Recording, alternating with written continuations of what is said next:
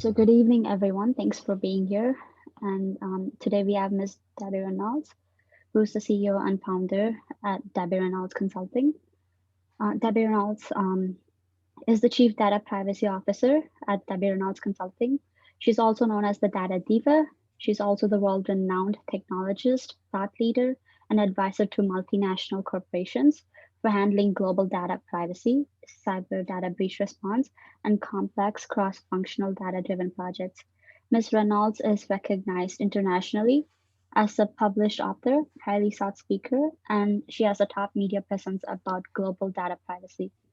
She's also been recognized as the technology visionary as a top leader in data privacy industry worldwide. So today she will give us a presentation on data protection 2021 and the key data privacy and cybersecurity topics. So thank you, Ms. Reynolds, for being here today. And you can go ahead. Well, thank you. Can you hear me okay? Yeah, Okay, perfect. Okay.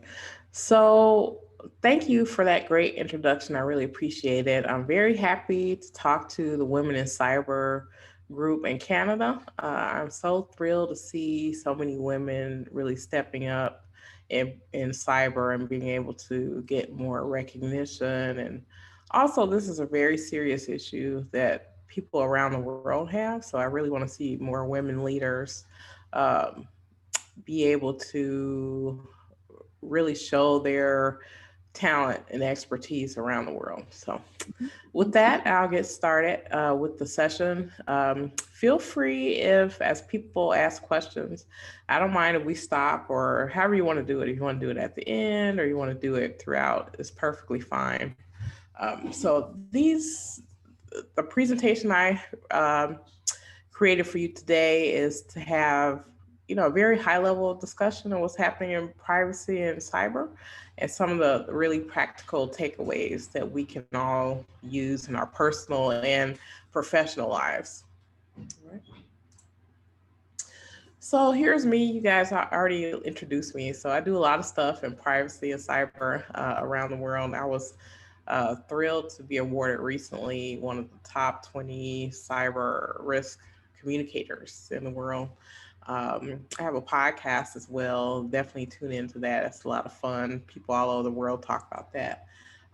But what we really want to talk about when we're talking about cybersecurity and we're talking about um, data privacy, the issue that ties them both together is trust. So if consumers don't trust, someone to hold their data, or if businesses have a lack of trust from consumers, they could create a huge problem. So let's talk about the importance of trust. So many consumers rated that uh, 80%, 81% survey say that they must be able to trust the brand to do what's the right thing. So there are movements, and I'll give you an example now. I call it like a trust war. So Apple put out their iOS 14 update, and part of that update they've been rolling out for the last few months has been to enhance privacy features. So what they've basically done is try to give consumers more control over their data, so they have more visibility in how their data is used when they're using the phone. And it's created somewhat of an uproar in the technology sector, especially as a lot of companies monetize that data and aren't really transparent with consumers. So I think, and as a result, Apple had one of their biggest quarters ever for the fourth quarter of 2020. And I think a lot of part of that is that people were saying, well, privacy and cybersecurity are really difficult things that we have to deal with. And how can we, on our own, be able to manage our privacy? So, because Apple gave people these features, I think they sort of ran in that direction. So, as companies now see that privacy is a thing that can be valuable in terms of money, I think we're going to start to see a lot more companies try to get on that bandwagon and try to get people's trust. 73% of customers say they would reconsider using a company if they fail to keep their data safe. This is a big issue because, as we're seeing in the news, a lot of data breaches and problems with companies being able to keep data safe. So it really is becoming a bottom line issue where, for example, we're seeing recently in the news that Facebook, who owns WhatsApp or has owned it for many years, put out a privacy policy update recently where they said that they would be using the WhatsApp data for marketing purposes to Facebook. And it was a really big issue because when WhatsApp first came on the market, it was really people who embraced privacy who wanted to use WhatsApp. So even though this sales happened many years ago, initially Facebook was saying that they wouldn't use that data. Now they, you know, decided that they do want to use that data. So what we're seeing now, other competitor products to WhatsApp are now getting a lot of customers that are switching. And I think that that type of behavior will continue as people can try to do whatever they can to protect their privacy and to protect their data. Uh, I'll give you some cyber security stats. So it's estimated that there was $6 trillion annually estimated in terms of cost of cybercrime. This is a huge number, especially because we see a lot of the really big companies obviously get these data breaches, and even though they get data breaches and they have these problems and they have to pay money to consumers and things like that, a lot of these data breaches really devastate like small to medium sized businesses. So some small businesses, and there was a stat, I'm not sure if I have it in here, but there's a statistic that says that um, if a smaller company has a data breach, they're very likely to go out of business within 6 months because let's say if you only have a few customers and you have a data breach, either you'll have a problem in being able to operate your business, or you'll lose the trust of the customers that you do have. So it really is a big issue. All right. Yeah, here we go. It's estimated that a business will fall victim to ransomware attack every 11 seconds. That's a lot. So, um, ransom obviously is a big issue in the US. It's like being between a rock and a hard place because some companies, if they don't have any other option, they may want to pay ransomware. I know a lot of people pay ransomware, and actually there are companies that have sprung up to help people pay ransomware. So someone who knows, who's like an intermediary that does this. But the U.S. recently passed some guidance saying that they would fine companies if they pay ransomware. So even though they wouldn't necessarily help the company as a result. So I think around the world, people are trying to grapple with ransomware, and I think the best defense is the good offense. So the best offense is having professionals like you in place to be able to advise companies on a proactive basis. I want to see more organizations engage cyber folks on a proactive basis as opposed to, you know, seeing it as being the fire department. So I don't think cybersecurity is the fire department where, you don't think about it until your house is on fire and then you sort of call someone to help you. Obviously, there may be people to help you, but oftentimes, once you get in that situation, a lot of companies they sort of freeze and don't know what to do. So being able to help companies to have a plan in place for what they would do in a situation if they were hit with ransomware or if they did have a data breach. So being able to sort of talk that through in sort of a calm manner when things are in an emergency or a crisis would definitely help businesses and people when they're in those situations. All right, so I'm going to talk about some privacy laws and statistics. I recently had David Goodis on my program. He's an assistant commissioner for privacy in Canada, uh, and he's really great. I love for people to listen to that. So I know that Canada, you all have the PIPEDA privacy law, which is very good. People really like it, and that you're currently in the process of updating your privacy laws. So some of the statistics that I'm going to talk about are really sort of the movements that are happening in Europe and in the US. And because we're your close neighbor, some of these things may impact you too, depending on what businesses that you're working with.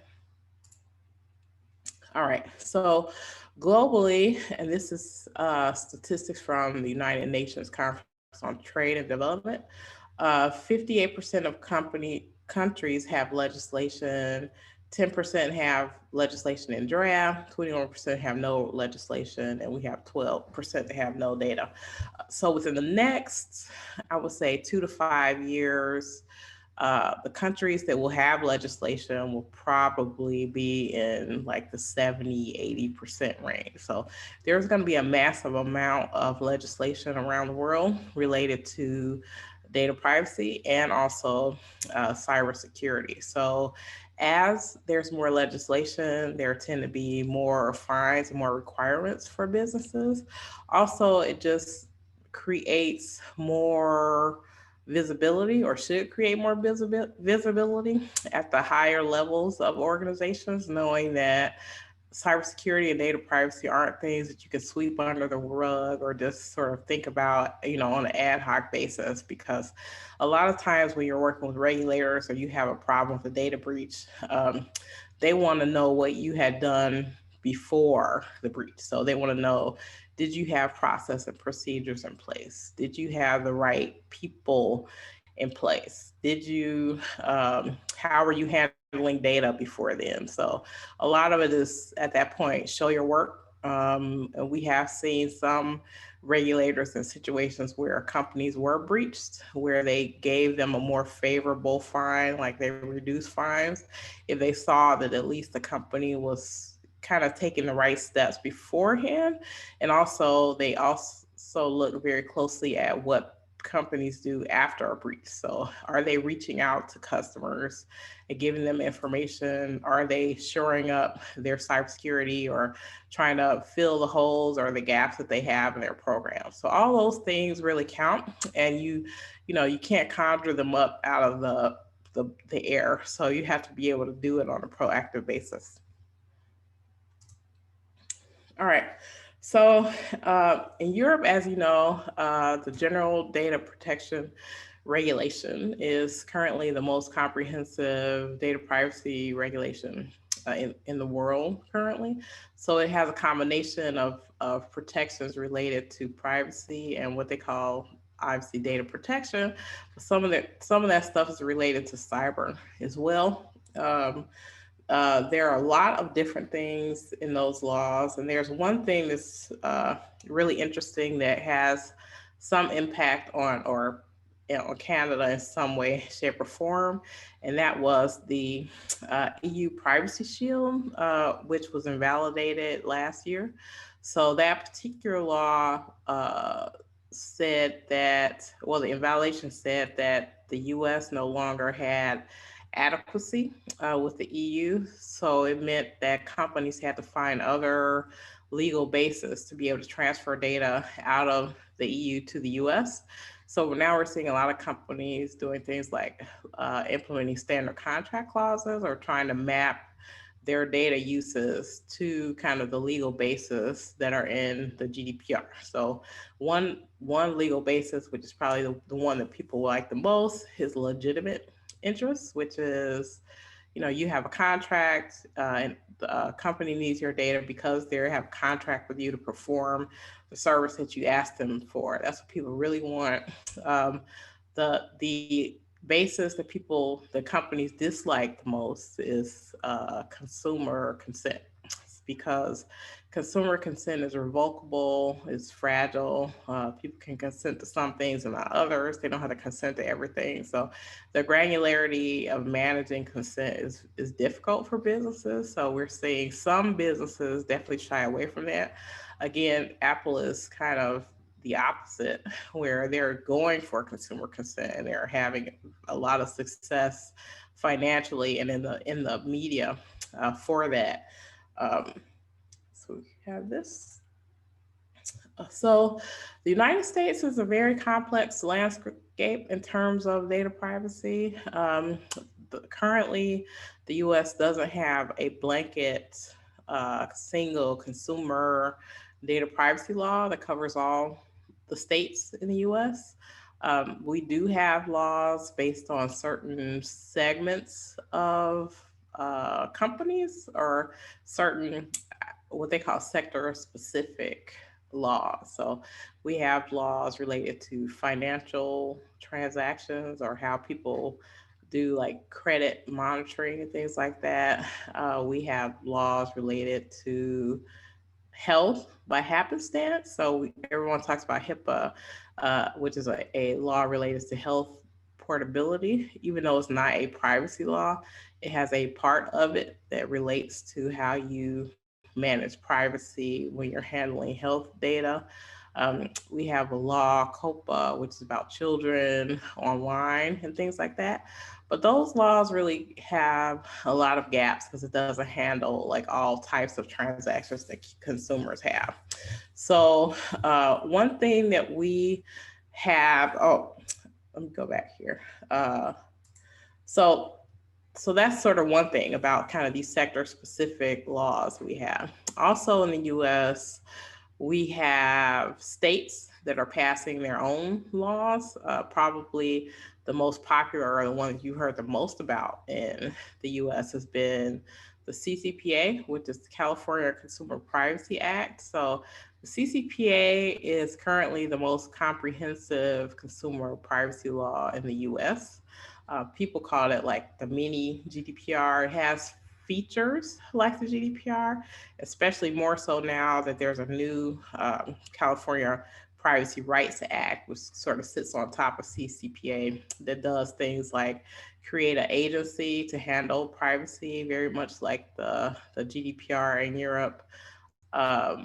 It has rules and regulations for certain companies about how they share data and they give transparency to individuals. And even though not all states obviously have embraced a lot of what's happening in CCPA, we are seeing on the technology side companies that are developing software making it very much easier for their customers to comply with things like CCPA, or even, I'm seeing states that don't have to comply with CCPA are at least aligning themselves with it from a technology's point of view, because they don't necessarily want to just uh, program things so that, okay, well, this only applies to California. So some people are saying like Microsoft and PayPal are saying, we're going to treat all states in the US like CCPA applies to them as well. So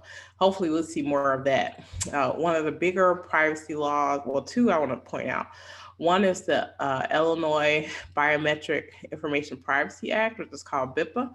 BIPA currently is the most stringent biometric law in the world right now. So it's very strong in terms of how it calculates damages for infringement upon people's biometric rights. So let's say like someone has your retina scan or your thumbprint or your say you're tagged on Facebook or something. If companies don't let you know before they collect the information what they're going to do with it and how long they're going to keep it, they could be liable for, I want to say, I can't remember what the exact amount, maybe like $750 uh, per incident. So let's say you worked at a job and you have to use your thumbprint to like log in or log out.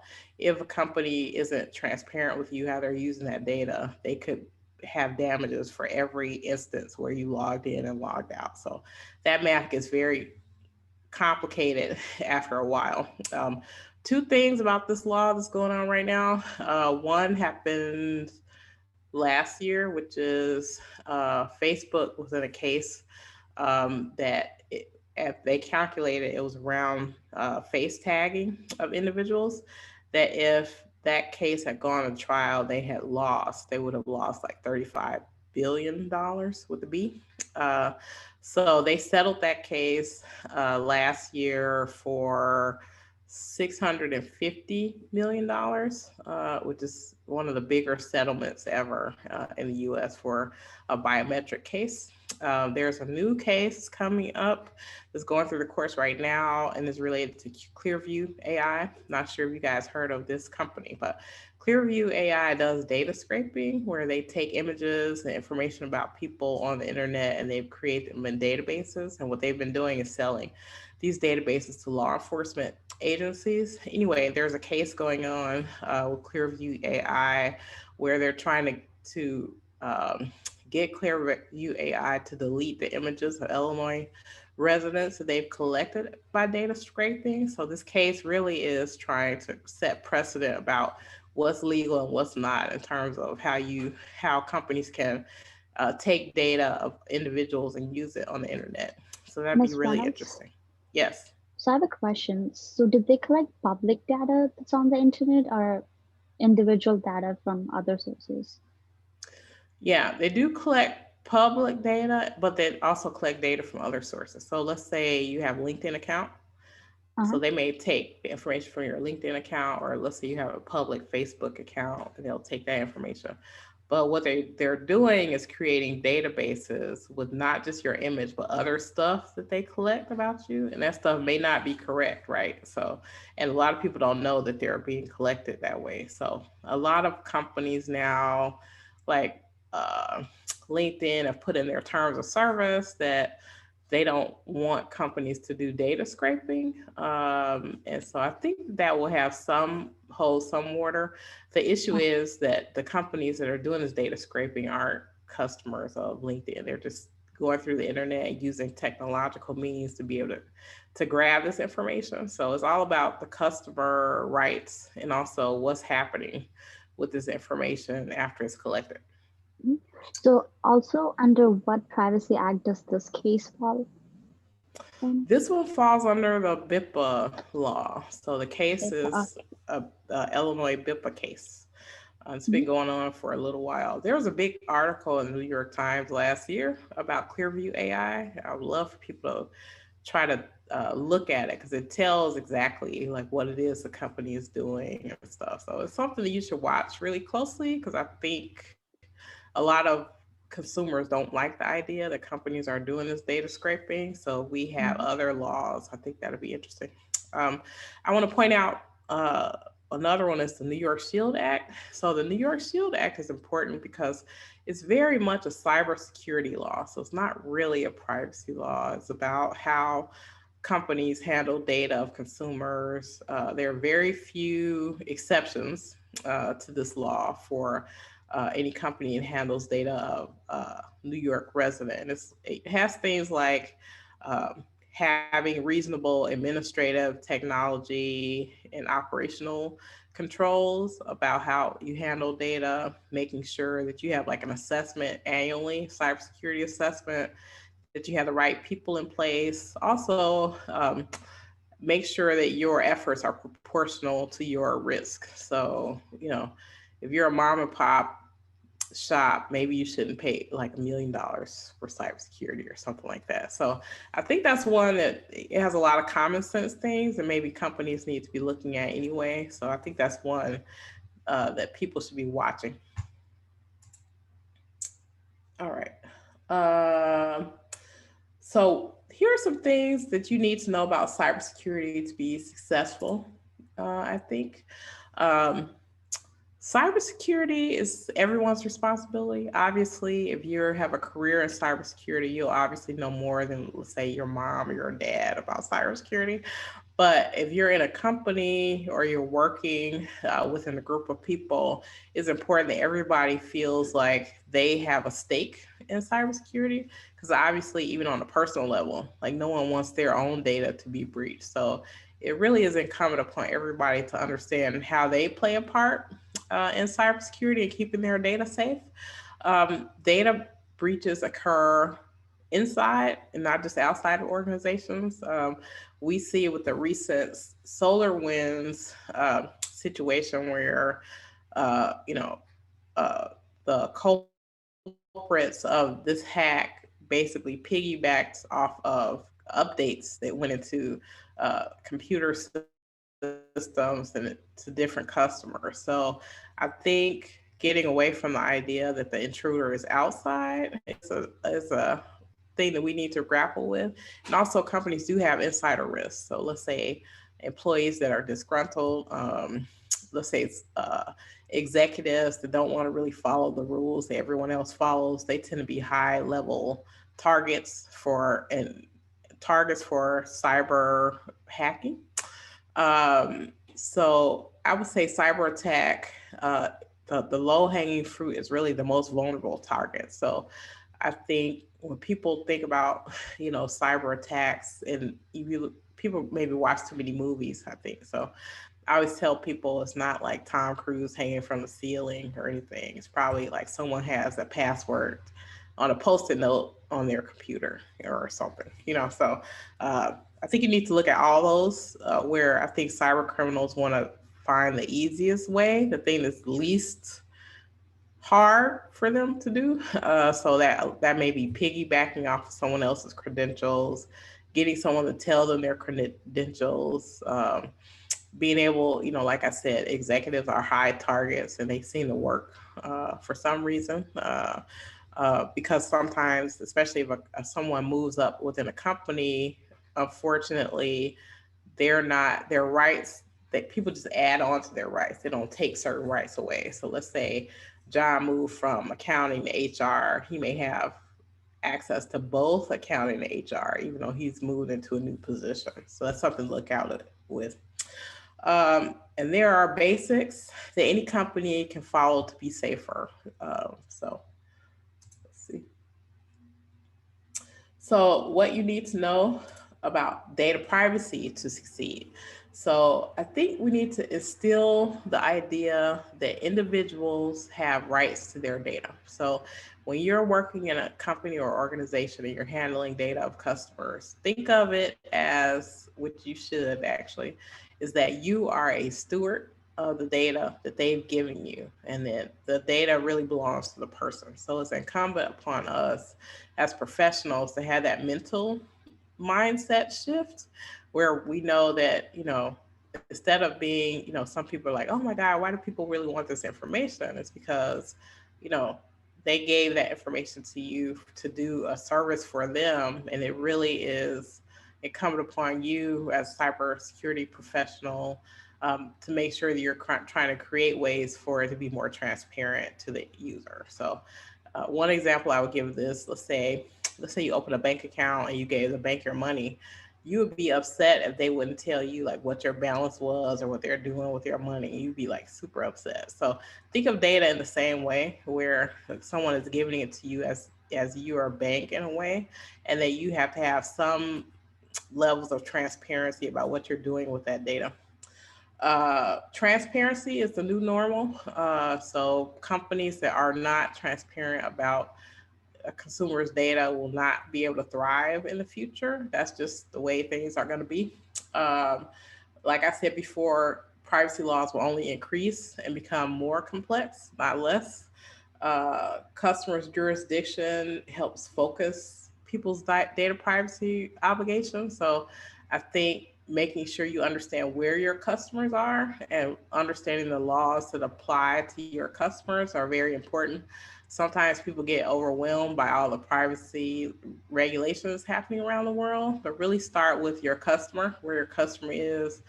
Not only that, what you're doing with the data. So if you're not doing certain things, not all these laws apply to everyone equally because not every company is doing the same task. So I would say to people who are overwhelmed by the privacy laws, just look at what you're doing and figure out what applies to you and your company.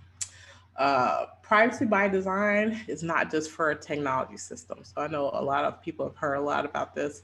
Privacy by design is very popular around the world. It's a concept that I really love, and I know that's something that has been uh, ingrained in Canada, I believe, for many years. But privacy by design is not just about working with people who design technology, but also in terms of how you administer technology or the processes and procedures that you have in place. Be able to have in your head, what can I do to make this data more secure in the way that I handle it? So there are many different ways you can think about that. Maybe one way, which I'll talk about later, which is kind of limiting the number of people who have access to certain data. So instead of like on file shares, I know a lot of people used to do this. They create groups and people had gobs of access to like these huge buckets of data. Maybe that's not no longer the way to go. So maybe, especially for consumer data, that has so many different regulations that you have to think about. It's important that you try to limit that access in a way so that in that way, you limit your risk. So here are 10 things, practical steps I think that anyone can do to right now to improve your cybersecurity and data privacy. So you want to create or change to better passwords and protect them and change them periodically. So this one is a hard one. Well, it's hard and it's not. So some companies that you go into and you try to create a password, they'll force you to try to create like a stronger password. That's great. One of the problems that happens, a lot of people forget their passwords and they have to sort of reset their password. That is not as big of a problem for someone who's tech savvy, but let's say your mom, your grandma is using their phone and they forget their password. You may have to be tech support for them to try to change it. One thing that I would say as well, obviously, I don't know if you guys have heard about the SolarWinds 123 password that was used for that server. That's not a good thing to do. But I think on a personal level, even on a business level, really looking into possibly having password managers where it helps you create stronger passwords, but then it also helps you not to have things like on post-it notes or, uh, you know, your dog's name or something that's easily uh, uh, discerned by someone who may want to sort of hack into your systems. All right. Safe safeguard data internally on a need to know basis. This is again just something I just brought up. This can help a lot. A lot of times, people, and we're seeing this with SolarWinds, where once someone is given admin access, that the level of tracking about what the administrator is doing sometimes isn't very robust. So hackers want to get the highest level access that they can into the system. So being able to have people have things on a need to know basis is really important. I know someone who works in a big corporation and they say within cybersecurity, and they say they spend like a month within their corporation doing audits to make sure that people who work within the company have the proper access. So, again, with my example, if John moved from HR to accounting or vice versa, you want to make sure that he no longer has access to that previous data set and only has access to the stuff that he needs to do his job. Also, for whatever reason, some people have a tendency to give executives, let's say the VP of a particular uh, part of the company, they may give him more access for some reason, even though a lot of the data that he has access to, he really isn't using. And that's a huge issue. And this is a reason why a lot of hackers like to target executives because they tend to have a lot more access than they need to actually do their jobs. All right, have a living cybersecurity plan and check it regularly.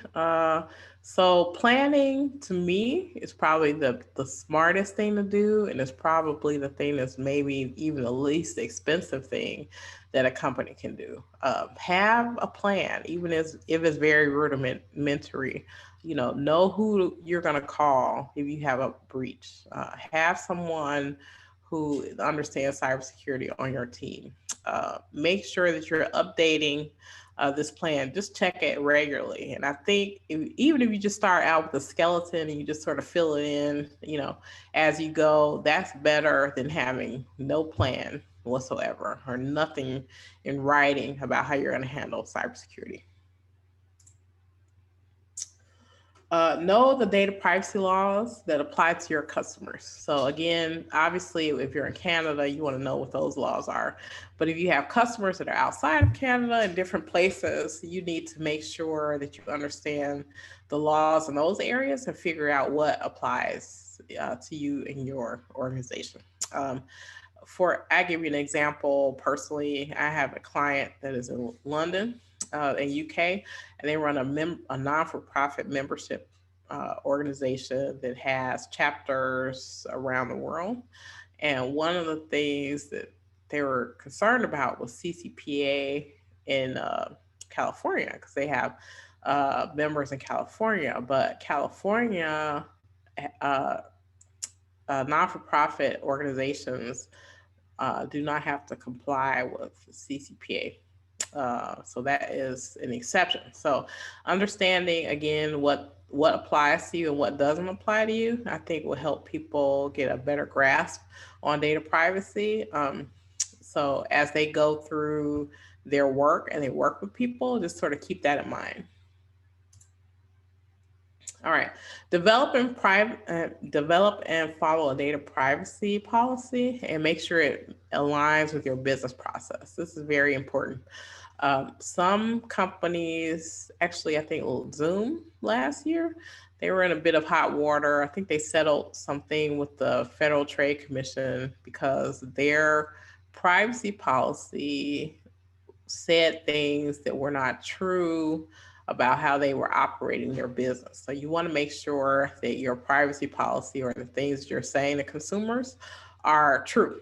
And one reason that people get out of step or out of date with their privacy policy is, let's say they implement some new software or technology that handles customer data differently than maybe it had before. Sometimes companies forget to look again at their privacy policy and see if they need to update this again. And it's really important. So again, I have a client that recently bought kind of this new system to manage their website and manage their customer outreach.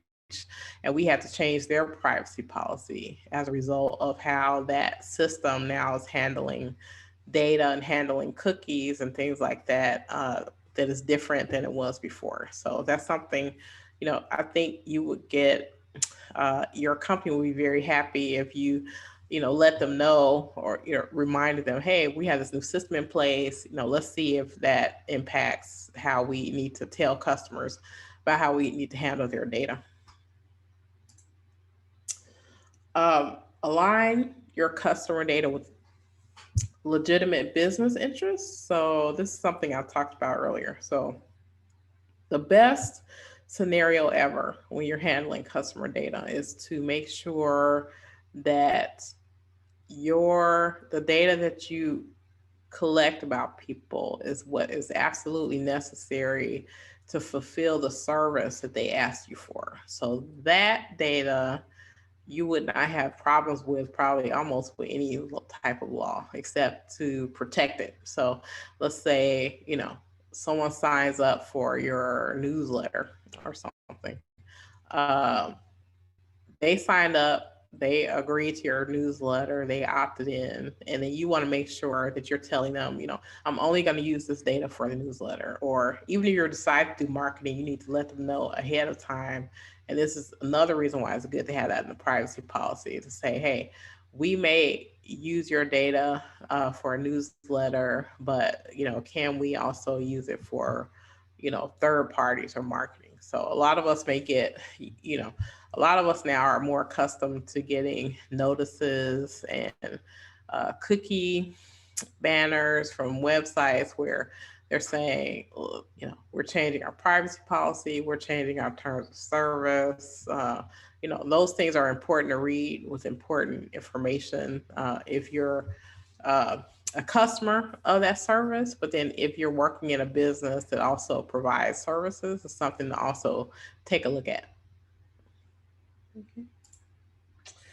All right, get rid of data that you don't need. So this is probably my first suggestion that I give to people. So companies that are sort of new on this journey, or even companies that have been not just even new. So let's say companies who've been in business for a long time, they probably have a lot of data. They don't know what all they have. They don't know who has what.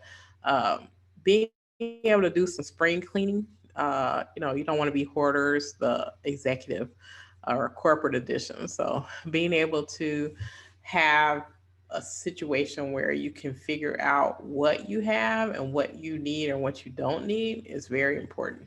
Um, a scenario that I like to talk about to people a lot is legacy data. So, a lot of companies have legacy data, older companies or more established companies. And this legacy data, sometimes because it's been there so long, maybe the people who put it there are no longer at the company. Very few people have any insight as to what's there. And some of that stuff, unfortunately, may be on old servers or old computers. They may be connected to the internet, and maybe it's there because server space was cheap and it was easier. Instead of trying to figure out what was there, it was easier to put it on a server and park it somewhere. The problem with that legacy data, not only is it low value in terms of business, in terms of what your business is doing, because it may be something that you're not even accessing on a regular basis. It creates a high risk for cyber hacking, and if, let's say, if that server was hacked, the company would spend a lot of money trying to figure out what's there. So the best approach is, if you have those data silos, legacy data, figure out see if you can tie it to whatever kind of your business need is. And if you can't figure out a business need for it, or some type of fiduciary responsibility that's related to retaining that data, definitely think of getting rid of it. One of my friends, Patrick Kelly, he is the CEO of Critical Path Security. He does a lot of work with the government, private industries, and he is interviewed quite a lot in the press. One of the things that he likes to say is, you don't have to protect what you don't have. So if you're, again, companies sort of pulling their hair out about what to do about cybersecurity, if you can do this spring cleaning up front, you'll have less data to protect, and you'll definitely lower your risk. All right.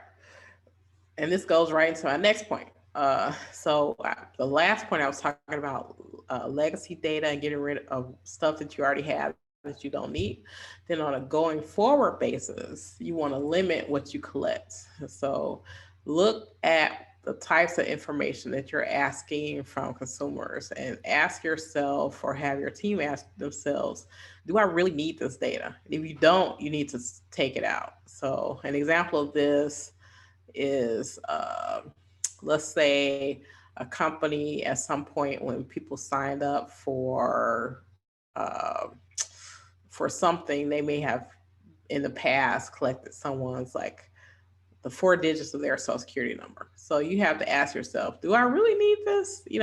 Is it really important for me to have? Can I use different digits if I want to do some type of validation of the person? So it really is thinking through that process and being very, uh, you know, again, tying it back to whatever your business need or business purpose is. So people can easily get into a situation where they're collecting more data than they need. So being able to look at that on a forward going basis is very important. And I also recommend, especially companies that are implementing new software or new data tools, that they try to configure those tools so that it's collecting the least amount of data that is necessary. All right, being transparent. So this is something I like to talk about a lot because I feel like a lot of technology tools have been created to be not transparent. So the data comes into those tools and the companies use it, but the problem with that is how do you report back to the individual if they ask, how are you handling my data, or how do you give them visibility so that you could say, hey, or they could say to you, hey, I want you to delete this data about me. How do you do that? Also, one wrinkle, even though this has been in the GDPR for many years, and on the US side at least, it's going to be a little bit more challenging for US companies where when the CPRA, the California Privacy Rights Act, goes into effect, companies will need to give people access to data in a way that they can update it. So it doesn't sound, for some people, it doesn't sound like that big of a deal. It really is a big deal because I think people in the US, especially companies, have just collected so much more data, I think, than people in other countries because they could. So being able to create a process or get the staffing needed to be able to have a situation where someone can kind of correct their data, it goes back again to a situation about what are you collecting, why do you need it, is it important, and then also trying to figure out how to create a process around people who want to not just delete data that you have, by categories, but people want to see what data you have about them and want to be able to change it. So transparency is key. And find a trusted cybersecurity partner, whether that's you, whether that's someone that you go out to the marketplace with. You all who are in cybersecurity are very influential in your circle. So being able to either help someone, offer your service to someone, or be able to connect with someone who can help you, do that is very important. So I feel like a lot of companies in the past, prior to a lot of these regulations, were sort of looking at um, cybersecurity help on a reactive basis. And I think a lot of that still happens, but I'm hoping with these regulations, it will change it so that people are looking more proactively to be able to plan and figure things out. And if they're doing that, they're going to be in a way better situation than they would be if they did not do that. All right, and that is it. Do you guys have any questions for me? So thank you so much, Ms. Reynolds, for a great presentation. It was really informative, and thanks for the 10 tips for data protection. And so there's a question on the chat. So Agnes asks, can we trust the apps that store our passwords? I think that you can. I've been a fan of password managers for many years. I have one I've used for, I don't know, almost 15 years or so. I think the thing with password managers is that you're not copying, pasting your password everywhere. It's in one location that you have a master password to. And so I think having the data be just out in the wild is way worse than having a password manager.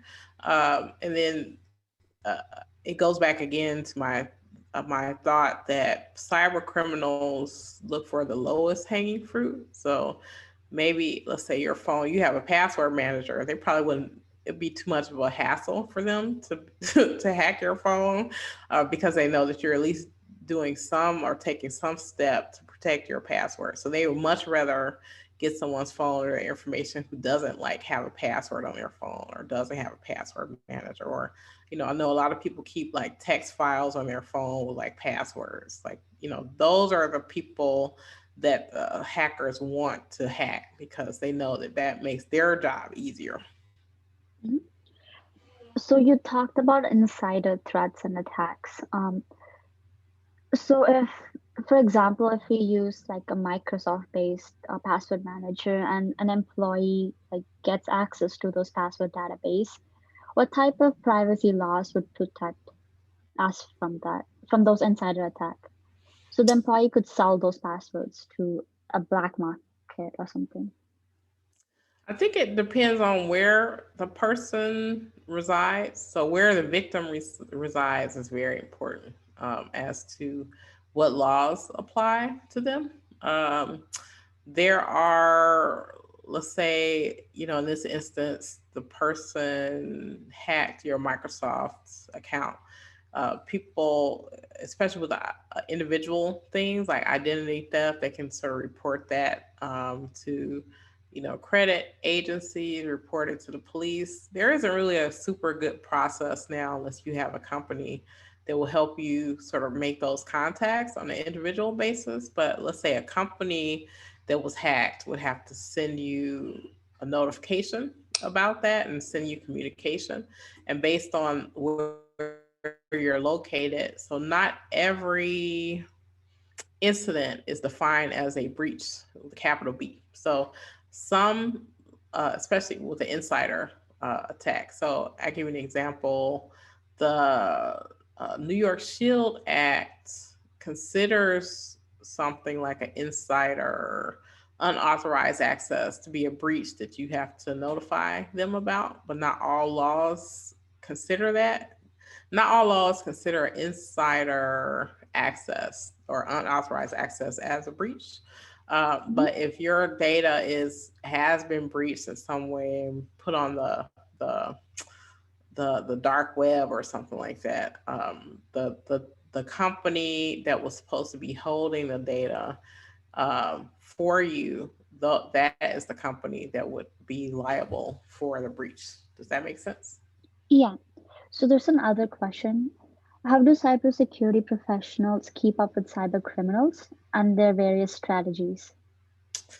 That's a great question. There's a lot of good folks on LinkedIn that are putting out great content about, they're curating articles, they're writing articles, they're doing talks about how can you sort of stay a step ahead. The thing that I think that, and this goes back again to my thing about the low hanging fruit. Cyber criminals want the easiest access possible. So you don't want to be the one that's so easy for them to hack into. So one part is, I think especially because of the solar winds cyber attacks that are still sort of unfolding, we're finding out more and more every day about that. You know, I know that there's a theory about zero trust. So zero trust, in my mind, people thought zero trust was, about people outside the organization or even inside the organization, but not necessarily people who had administrative access. So, or applications that had high rights within an organization. So, I think zero trust needs to extend to way more of the organization, like at almost every level. So, it can't be just, I'm an administrator, so I can do everything, and then I don't really track myself, or I don't track, someone else who maybe has snuck into the administrators group that's doing these other things, or I can't necessarily trust a certain app because it comes from a certain company that, there isn't a vulnerability there that's going to create havoc for me. So I think zero trust needs to spread out all over the organization. We need to really rethink that concept. Yeah, Ms. Reynolds. Thank you so much. Do you guys have any other questions?